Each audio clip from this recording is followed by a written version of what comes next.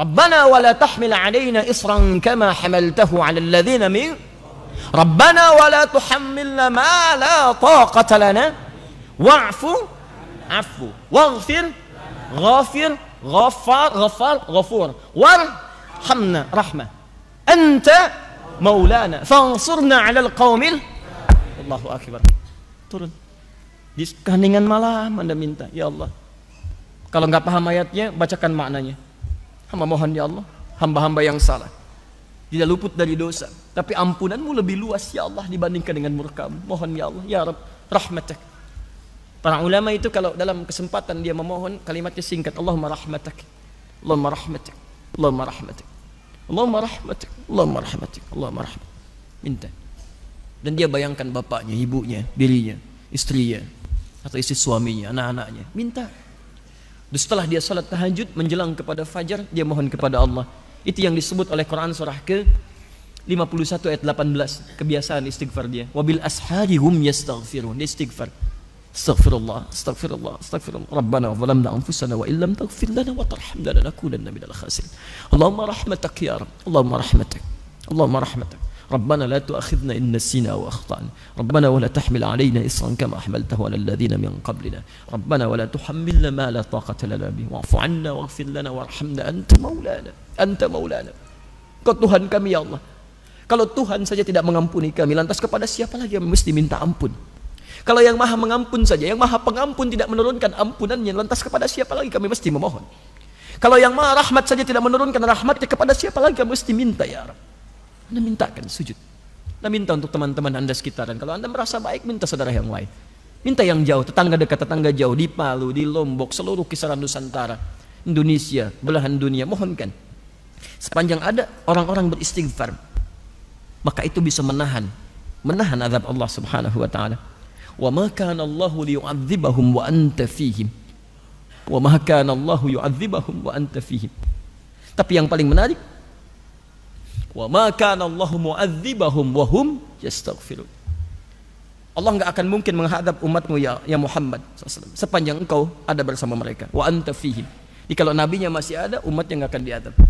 Tapi sekarang bagaimana kalau nabinya enggak ada?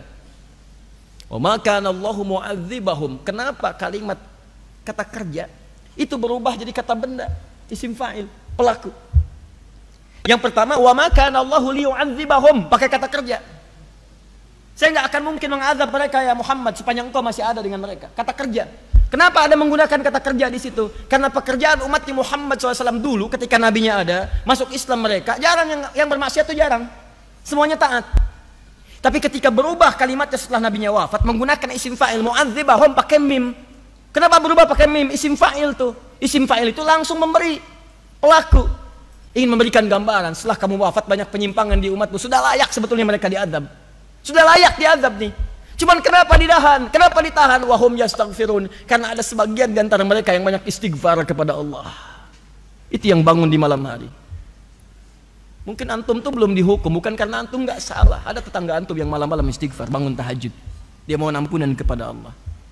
Dan kenapa Anda tidak menjadi pelakunya? Bangun malam istighfar, minta ampun. Walaupun menjelang fajar cuma 5 menit, 3 menit, duduk aja, nggak usah ketahuan orang lain. Minta. Astagfirullah, astagfirullah, rahmatullah. Jadi kalau ampunan sudah diturunkan, keberkahan datang teman-teman. Datang, minimal cinta Allah datang. Innallaha yuhibbut tawwabin. Allah cinta pada orang taubat. Ya, ini lihat sini nih, ini gelas nih, isinya air. Ini kalau kotor, ditutup nih, nggak bisa masuk apapun. Saya sering contohkan ini, nggak bisa masuk apapun. Ini hidayah mau masuk susah. Anda mau buka, kalau sudah buka, Anda kosongkan dulu ini, tutup, buka sekat maksiatnya, buka begini, keluarkan kotorannya dengan istighfar. Begitu Anda keluarkan kosong, kalau kosong diisi apa aja gampang. Maka sholat jadi gampang, baca Quran jadi gampang, sedekah jadi gampang, semua jadi gampang. Kalau sudah gampang maka sudah dekatlah Anda dengan Allah Subhanahu wa taala. Maka ini tawaran yang kedua. Ada ayat-ayat Quran yang jadi bimbingan Anda untuk lebih dekat kepada Allah sekaligus menghapuskan dosa-dosa yang pernah dikerjakan. Ingat, tidak ada manusia yang sempurna. Tidak ada manusia yang tidak pernah salah. Kecuali Rasul, Nabi yang sifatnya maksum. Tapi kita yang bukan Nabi dan Rasul pasti pernah berbuat salah. Tapi rahmat Allah memberikan jaminan untuk menghapuskan semua kesalahan itu. Jadi kalau Anda tidak mengambilnya, bukan Allah yang salah, manusianya yang memang tidak ingin berubah jadi lebih baik. Paham sampai sini? Baik. Jadi itu yang dimaksudkan wa nunazzilu minal qur'ani ma huwa syifaa'un wa rahmatun. Makna rahmat yang pertama, ampunan dari semua dosa. Maka saya ajak, yo bangun ya malam-malam. Biasanya suka ada yang nginap di sini tuh. Jumat baru pulang pagi. Nanti saya tugaskan imam barusan untuk mengimami malam ini. Ya, untuk bisa sholat dengan beliau nanti malam, ya. Dan bacakan tuh ayat-ayat tobat dengan izin Allah Subhanahu wa taala. Mudah-mudahan dosa-dosa kita diterima oleh Allah untuk diampuni,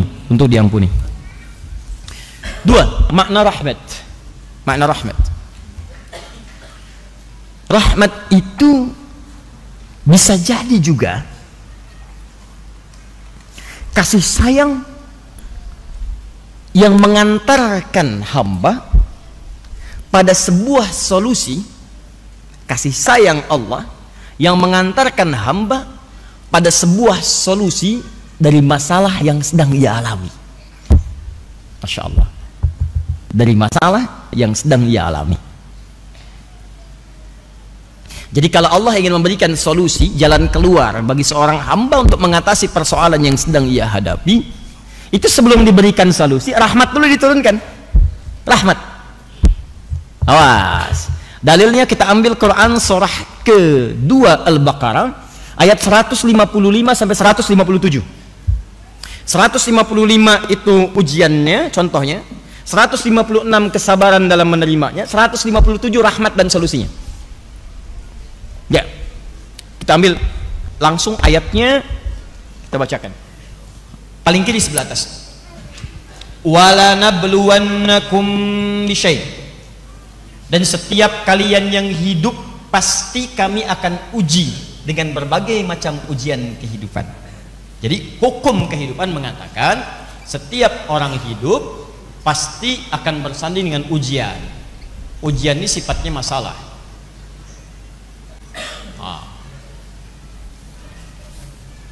Tolong pahami dulu ya, tolong pahami. Ujian ini diturunkan oleh Allah bukan ingin menjadikan orang hidup terbelit masalah, bukan. Awas, lihat cara berpikirnya. Tapi ingin meningkatkan kualitas kehidupan seorang hamba. Jadi kalau seseorang sedang mendapatkan ujian masalah, sebetulnya masalah itu turun bukan ingin menjadikan kehidupan dia bermasalah, bukan. Jangan salah cara berpikirnya. Cara berpikirnya adalah karena Allah ingin merubah kualitas hidupnya jadi meningkat lebih baik. Karena dalam kehidupan dunia itu sifat ujian selalu hadir untuk meningkatkan kualitas kehidupan. Gini, logika paling sederhananya sekali. SD, anak SD. Kalau dia mau naik ke SMP, ikut ujian nggak? Ujian. Masalahnya banyak yang dihadapi, soal-soal. Kerjakan ini, kerjakan itu. Jadi masalah tuh.